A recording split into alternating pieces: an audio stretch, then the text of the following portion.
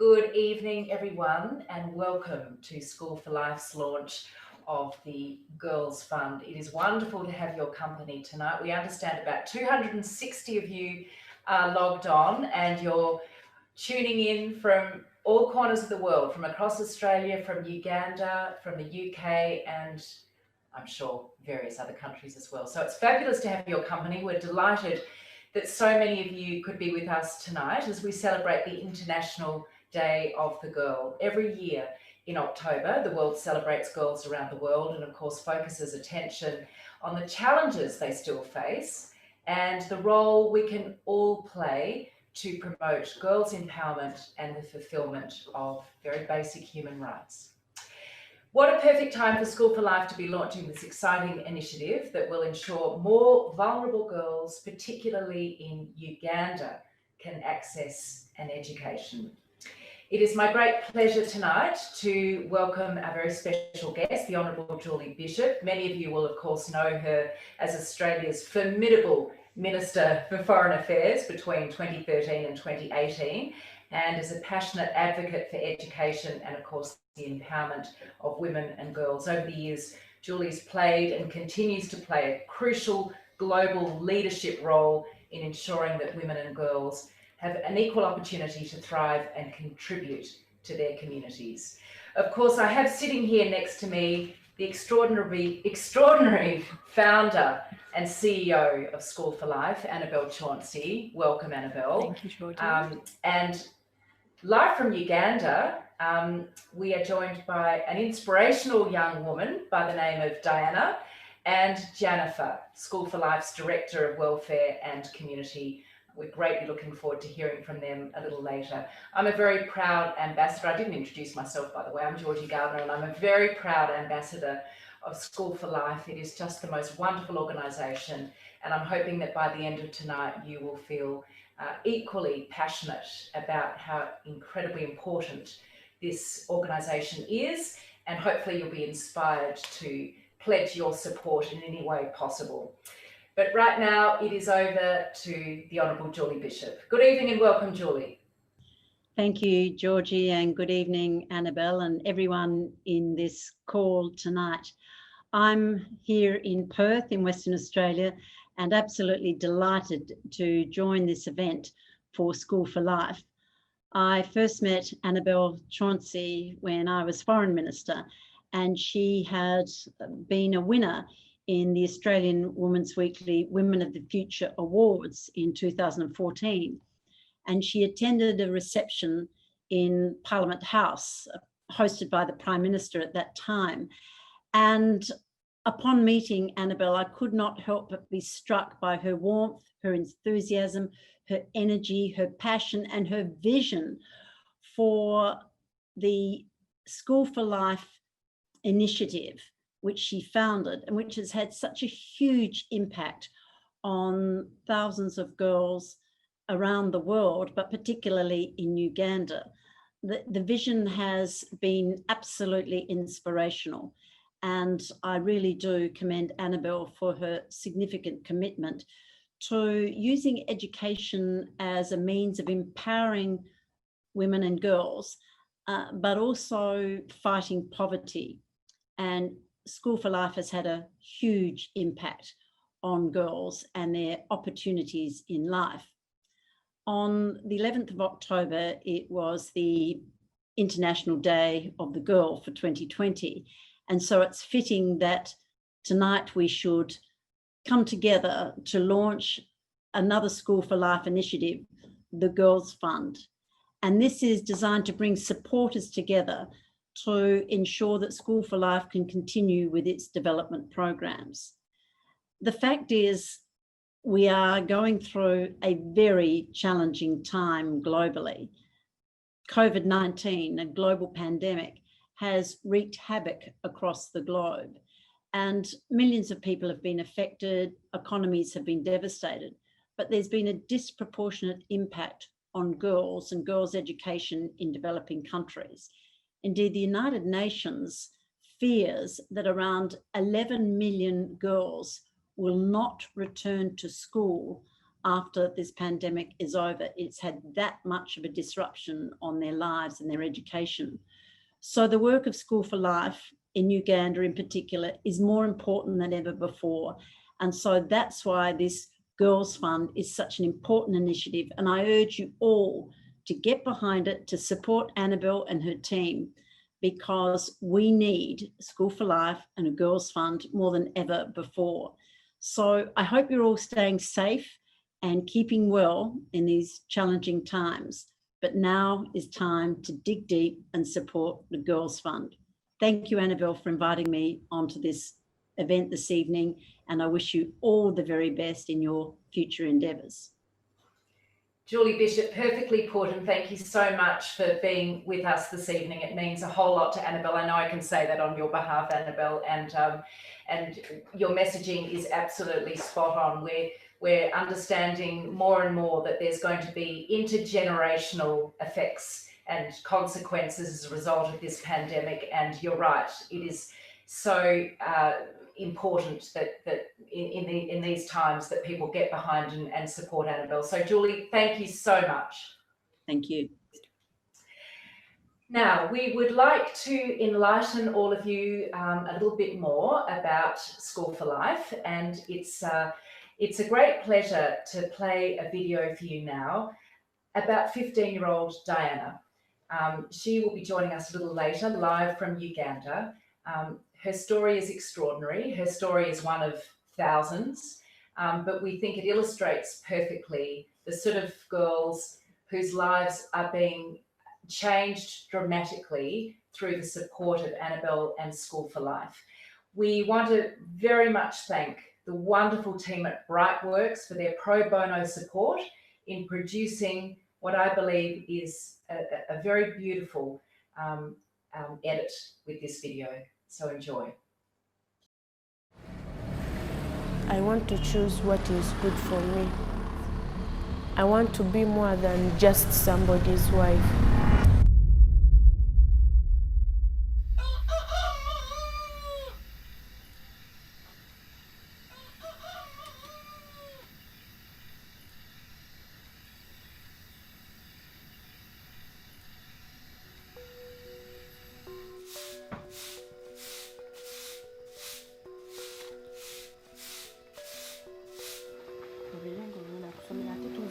My name is Diana. I'm 15 years old. I live in Blamazi in Uganda.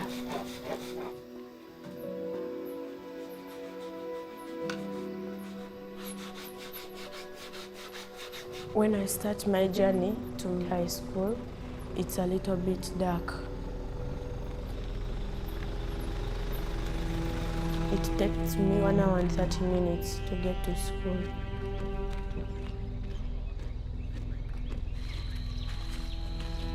I move through a forest, which is a bit difficult for me.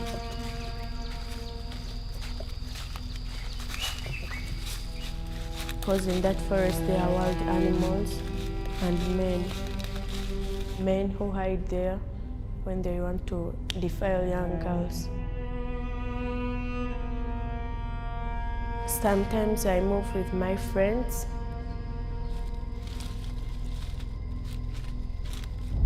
But sometimes I have to make the journey alone and I get scared.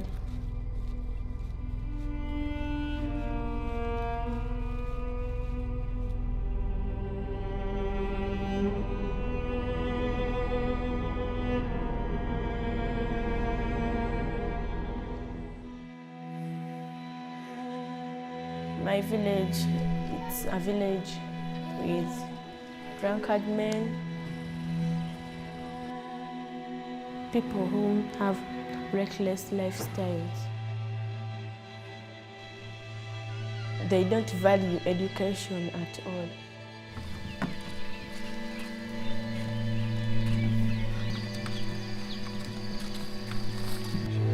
To get water, I walk 40 minutes to the well. Each jerrycan 20 liters, those are 40 kilograms. They are very heavy sometimes.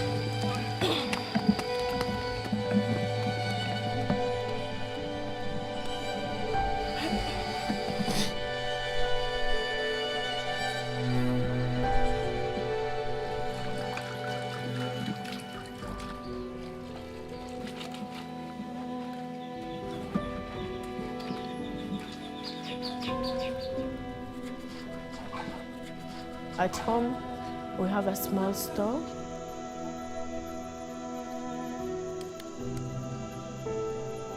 I have to work for 3 to 4 hours to help my mom. I'm alone because my young sisters can't work in the store. Some men come in the store pretending to buy when they have other issues. Some propose for marriage, sometimes for sex, which is very difficult for me.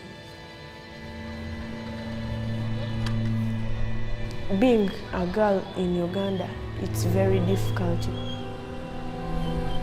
because girls are treated differently than boys.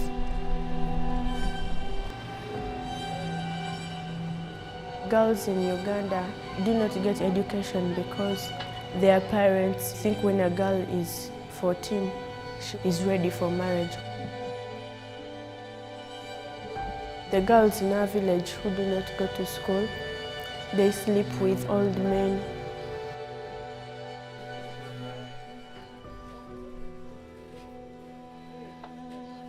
They go and dig people's plantation farms.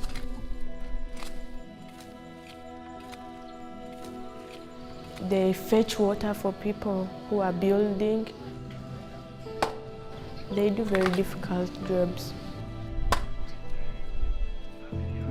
It makes me feel bad because a boy and a girl, we have no difference. We are all human beings. We should be treated equally.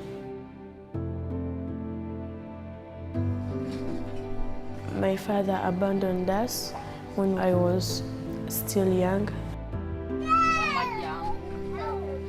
He abandoned us to look after ourselves. My mother has tried her best to look after us.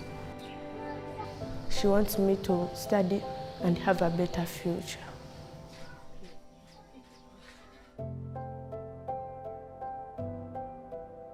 I always tell my sisters the value of education because when you're educated, you get a better future, good job, and you can live a better life.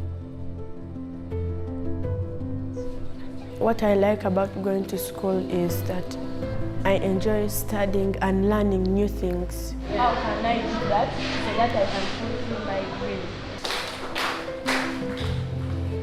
So even if each group gives me one.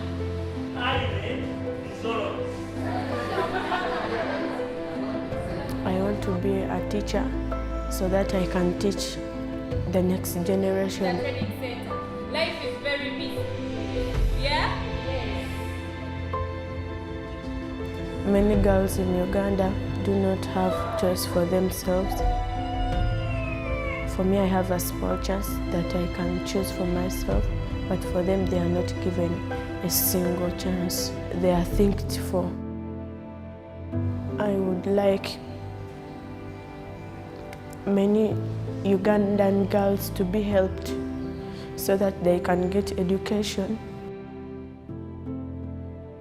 Every girl wants to be treated equally, and every girl wants to think for her own self. Everyone has a value in life, yes.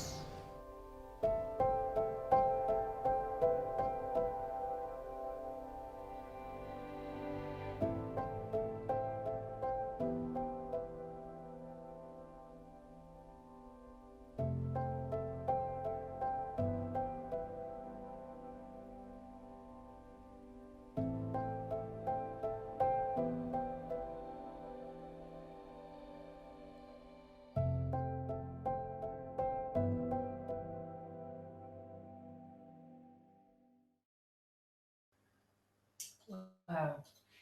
Again, huge thanks to Brightworks for a spectacular little documentary there. It is a common story. It's also a very powerful story, and it's a story that needs to be told. Annabelle, she's an extraordinary young woman, Diana. Incredible. And I almost feel I don't need to ask this, but I will.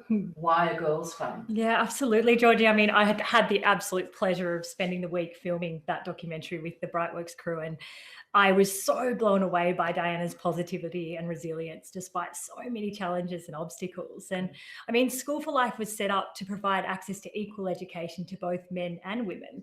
However, what we've recognised over the last decade of working in Uganda is that girls do face significantly greater challenges to receive a full course of access to education. And so as such, you know, some of those barriers are really challenging and overwhelming. You've got girls who are entering into early marriages, unwanted pregnancies. You have issues around the stigma of menstruation, girls missing weeks upon weeks throughout the year during their menstruation because there is just simply no access to menstruation kits. But then on top of that, you've also got the labour issue. Many women will be deprioritised. If there are finite resources in the home, unfortunately, the boy child will be educated before the girl child. Yet when we look at the statistics globally, when you educate a woman, every single year of that education improves her livelihood by up to 25%. And in fact, more often than not, women go on to invest 90% of that income that they earn back into their children's education, into their community, into their entire family. And so it lifts society. So really, we're looking at using this opportunity to springboard and give the girls the very best opportunity that we possibly can. How will the fund work? Yeah, sure. So the fund is really set up to give us a surety and a guarantee around the children's education. We need to ensure that we're going to have the ability to actually fund the girls for the next 5 years.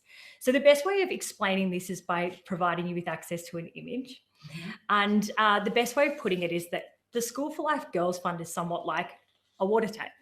So our goal is to raise over $2.5 million over the next 5 years to ensure that we can educate 750 girls from early childhood development through to boarding school at high school level.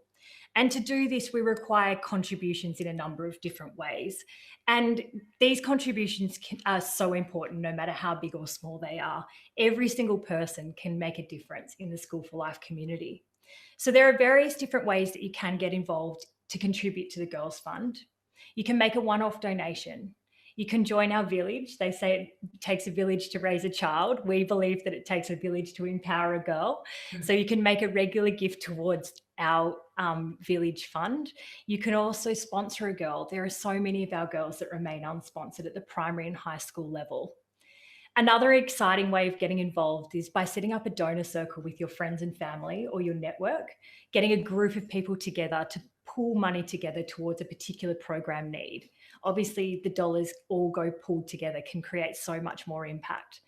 Then on top of that, there are ways of getting involved, including donating a philanthropic gift, fundraising for girls by doing something like a challenge, donating your birthday, great way for kids to get involved, to empower their school and to enable a youth movement, and of course, grant-based funding. But each and every one of these donations will make a big difference towards the life of a girl. And to put it into perspective, Georgie, it costs just $10 a month for us to feed a girl 3 nutritious meals a day. Yeah. So dollars just go so far over there. There's so many different ways that you can be involved, and we need that for our Girls Fund. We absolutely do. Give us a little bit more of an idea of the sort of programs that this fund will support. Sure. So there's an amazing amount of innovative programs that we've started to introduce at School for Life since we've seen the barriers to access to education. Now, since we've begun in 2011, what we've realised is that the transitional years, particularly between the age of 10 and 16, are really hard. A lot of girls will drop out of school if we don't provide access to additional support. So some of those programs include things like access to wellbeing, life skills and mentoring. We've got a great team out there investing in counselling, not just for the girl child, for the boys and also for the community. You saw in Diana's story that there is a community mindset shift that needs to happen. So we need to work together with the community in order to help to shift that attitude around empowering girls. We also want to provide access to quality education, of course. That's done by providing access to uniforms, books, pens, pencils, resources, all the things the girls will need to be successful. But we're also almost finished with the construction of a girls' boarding facility, which is so exciting. We've now got up until the roof stage of the construction, and you'll see a little bit more about that later on. So I won't tell you too much about it. But what I will say is that this is going to give the girls an opportunity to do extracurricular activities, to stay on site in a secure location, for us to grow the child inside and outside of the classroom. And that's so important to us at School for Life, to empower the whole child. We're also going to focus on food and nutrition. So there's a massive issue in Uganda with stunting and undernutrition. Now, if you don't have a healthy mind, how can you learn? And we know that we need to feed our children well in order to help them to become productive and to grow as well.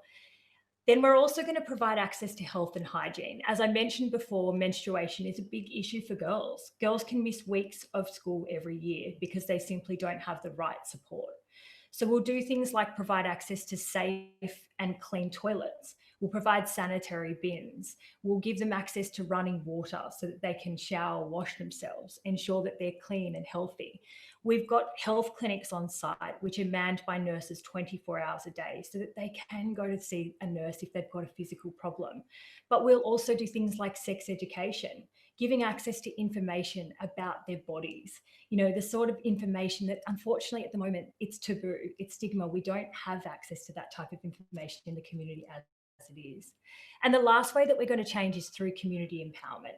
So of course, everything that School for Life does empowers the communities. We empower local leaders to help themselves, to give them the tools, the capacity that they need to become productive and profitable for themselves, but also to prepare for disaster. As we've seen in COVID, when things like COVID, a pandemic happen, all of the interventions fall apart. We want to make sure we're ready for that. If anything happens again, we're ready, we're prepared, we're on the front foot so that we can continue to fight for our girls. Yeah. And that was going to be my next question. We touched on it obviously then with Julie Bishop, but the time has never been more crucial. And that's why we're launching the Girls Fund now.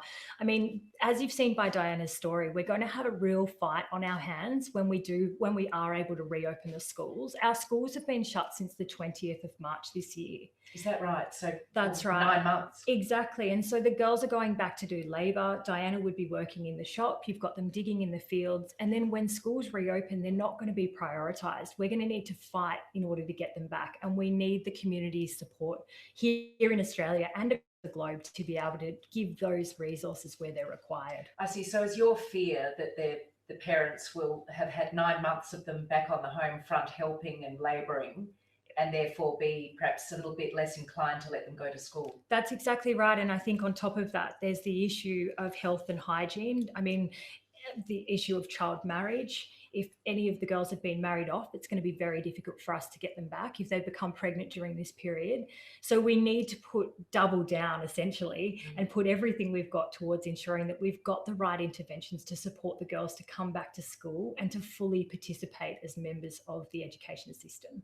As a result of this pandemic, are there any other sort of hurdles that you're facing? I know obviously you travel there regularly. That hasn't been possible for the last 6 months. Yeah, which has been a harrowing experience, if I'm honest. I'm used to spending so much time over there, so I deeply miss the programmatic side of the work that we're doing. But I mean, there's been all sorts of obstacles. As you can imagine, the students don't have access to online learning. So we're printing out hard copy learning materials, which are being sent home to the students via motorbikes. The teachers are then following up with phone calls to check in on the students to make sure they're able to do their homework. We're doing health and hygiene, food packages, drop-offs every single month.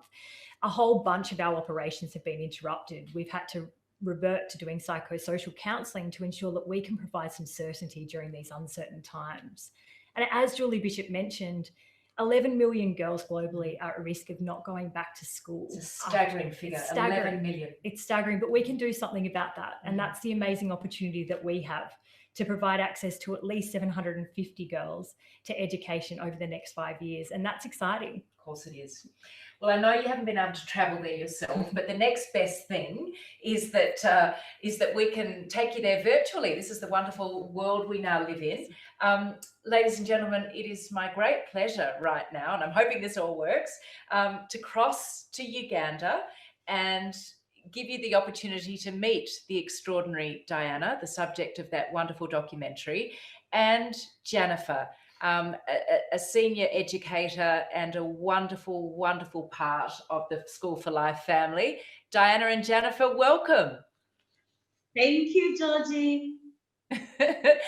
Tell me, Jennifer, what time is it there? What have you been up to? Oh, Georgie, it is now 11:27 a.m. We are so happy and we are excited to be here. Thank you for hosting us. Oh, look, it's an absolute pleasure.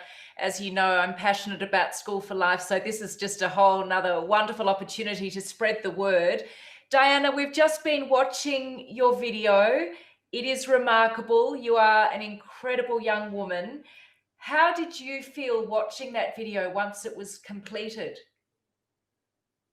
I felt sad when I was bringing out what happened to me, but another side, I was happy because I was telling the world what is happening to me and how they can help.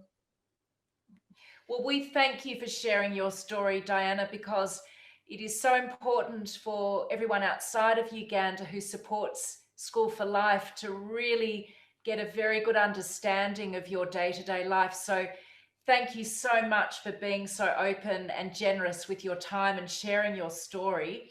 I just want to remind our viewers this evening that there's an opportunity this evening to ask questions. We do have a Q&A function. You should see it at the bottom of your screens, and we will try to get to those questions a little later in tonight's presentation. And feel free to ask questions of Jennifer and of Diana and of course of Annabelle.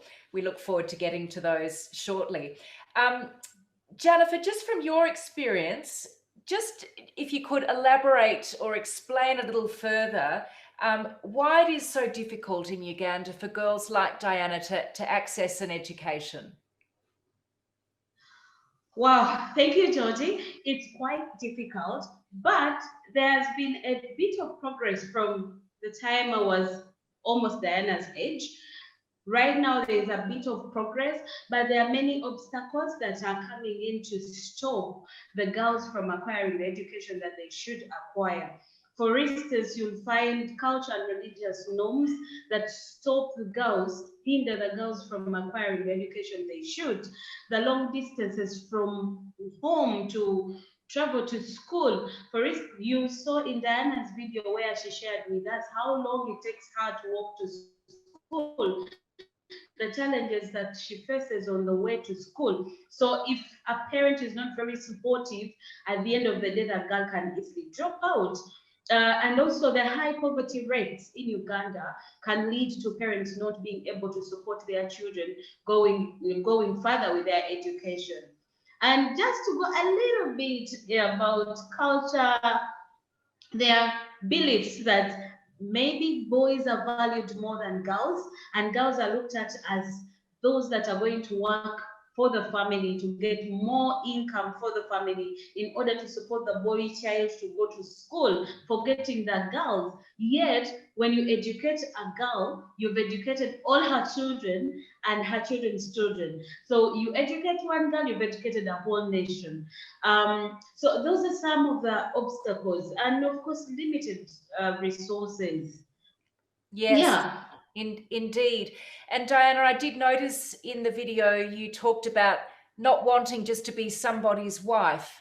Explain why having an education prevents you just being somebody's wife. When I am educated, I'll be able to decide on the right side I have to go, and I'll be respected. I'll be able to plan for myself and others. Which is so wonderful. Just tell me, Diana, what do the boys of your age feel about educating girls? Are they supportive? Your brothers, your male friends, for example, do they support girls in Uganda being educated?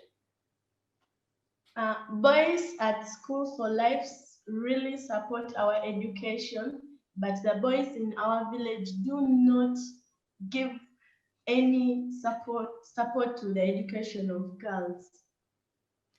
And is that difficult for you to deal with? And Jennifer, no doubt you have witnessed that as well. Is that a big barrier?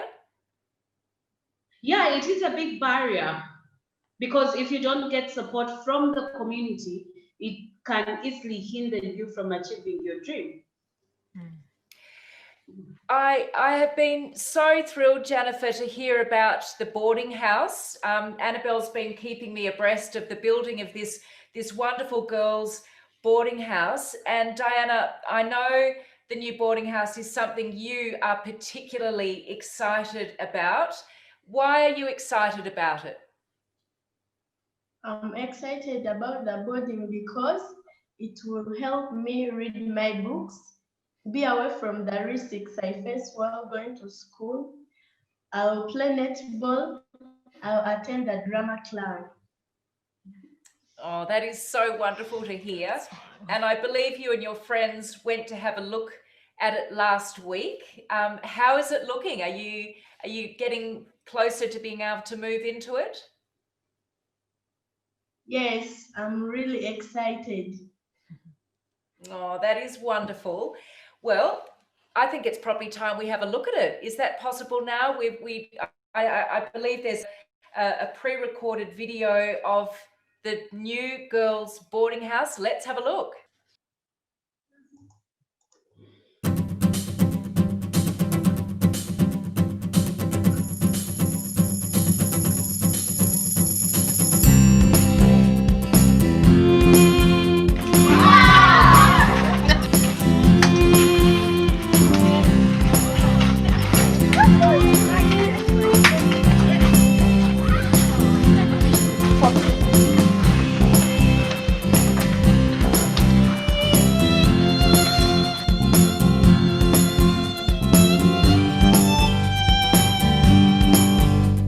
This is one of our dormitories. I'm really excited when I'll be here for boarding school. I'll get enough time to read my books. I'll be in class on time. I'll play netball. I'll be away from the risks I face while coming to school. Please come with me and visit us.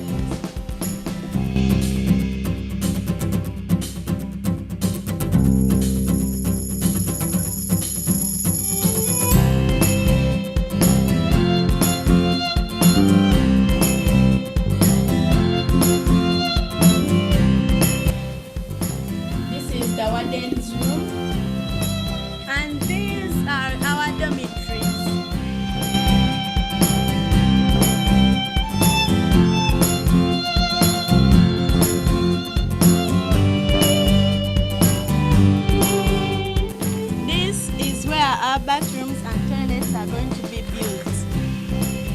Being in a boarding school is a big opportunity for me. I'll have more time to read my books and fulfill my dream of becoming a teacher. I wish other girls can get the same opportunity like me. Oh, wow. Wow, it looks absolutely fantastic. You must be brimming with pride. And Diana and Jennifer, how exciting. It looks amazing. Thank you. I hope you'll give us an update, Diana, once you've moved in and, give us a bit of a report on maybe a rating even. Is that possible, Annabelle? Am I allowed to ask that? We're always keen on feedback. It looks wonderful. I can't wait to hear more about it once you've moved in. Let's now take some questions because I've noticed we are being actually inundated with questions from tonight's audience, which is just wonderful. I'm going to start with one, I think, for you, if I could, Jennifer. You've been with School for Life for more than 10 years now. What are the biggest changes you've seen during your time there? The biggest change that we have seen, one that I'm most proud of, is the mindset shift that we had to go and educate the parents about the importance of education, because before taking up a child, you have to first talk to the parents and show them the importance. So the support that we are getting from the parents, it's really a big achievement for us.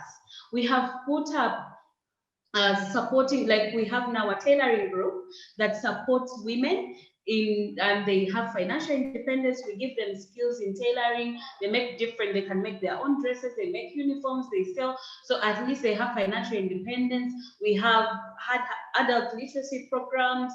We are reaching out to the communities. And mostly, I am so proud that the communities are embracing the importance of education. And also the parents that thought that their children would only learn how to read and write and stop at the age at maybe year 4 and drop out to get married, are now looking forward to seeing their girls get good jobs or finish and go to university. I'll tell you a short story, Georgie, about a girl, Sissy. I met Sissy and her mom when they were so little. They were the first ones that inspired me actually to take up the job at School for Life. And the mother's story was, this school that has come here, the moment my girl learns how to read and write at primary 4, I'll send her off for marriage. That will be enough for me. Now Sissy is in high school, she's in senior 3. And whenever I look at her, she's a living testimony. So I'm super glad that there is a lot that has changed. Our little girls that started at 3-4 years are now teenagers. That is so wonderful to hear. And Jennifer, I can remember when I visited a few years ago and you and Annabelle took me to the village to meet Esther's family. I've never forgotten it. And her mother was absolutely brimming with pride, wasn't she, about Esther's education? So I've seen it myself. Thank you, Georgie. Yeah, and such girls like Esther right now, when you go into the village, we are so glad that they are holding their education with a lot of pride. Absolutely. I've got a question now for you, Diana, and this comes from someone wanting to know, what are you most looking forward to about boarding? I have enough time to read my books. I'll be away from the rustics I face while coming to school. I'll play netball and I'll be attending the drama club. Oh, Annabelle tells me you are a bit of an actress, so that's wonderful. And I mean, Diana makes such a good point, doesn't she, about the time it takes to travel to and from. Absolutely. So straight away, by being there on the grounds of the school, Exactly. all that Saving valuable time of 3 walking. hours a day. 3 hours a day, plus on top of that, working in the shop at night, fetching water early in the morning. I mean, Diana's a very strong young woman who is, you know, up against a number of challenges, but continues to do so with so much humility and happiness. You're an inspiration to us all, Diana. We are so proud of you. She's the embodiment of School for Life. Yeah, really, so. And there's the humility right there.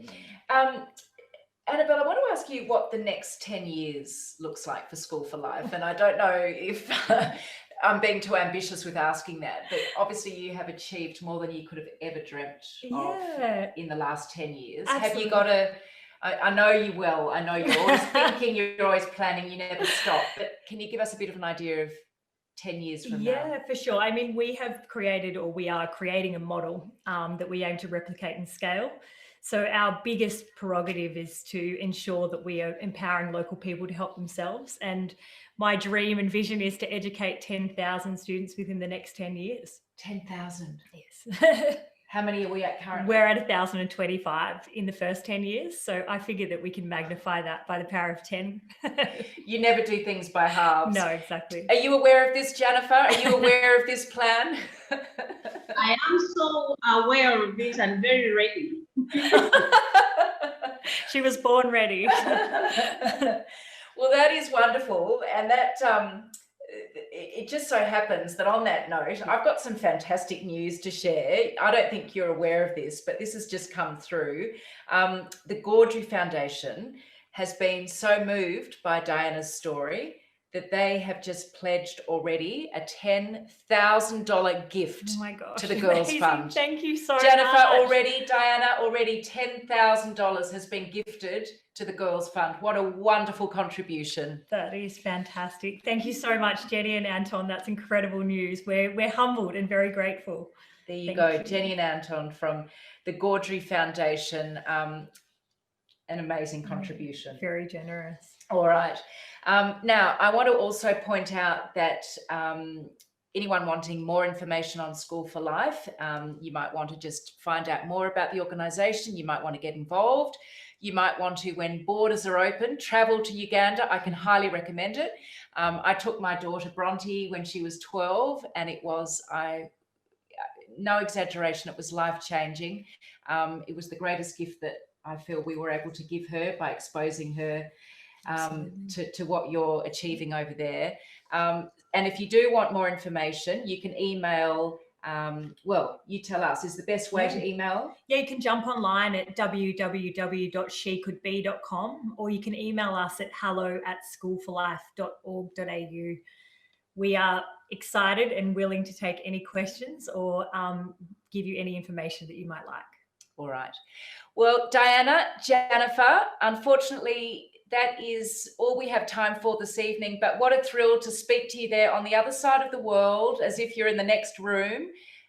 We wish you so much love and luck, and we can't wait, Diana, to hear stories from the boarding house. And Jennifer, always wonderful to get updates from you as well. So best of luck, and thank you so much for being with us this evening. Thank you so much, Georgie, and thank you so much, everybody, for the support. We continue to support the girls, and if it wasn't for your help and support, we wouldn't be where we are right now. Thank you so much, and have a good evening. You too. Thank you. I want to leave you with a reminder of something Annabelle shared earlier, something I certainly found extremely encouraging, something that gives me hope, gives everyone hope that together we can make a difference for these very precious girls.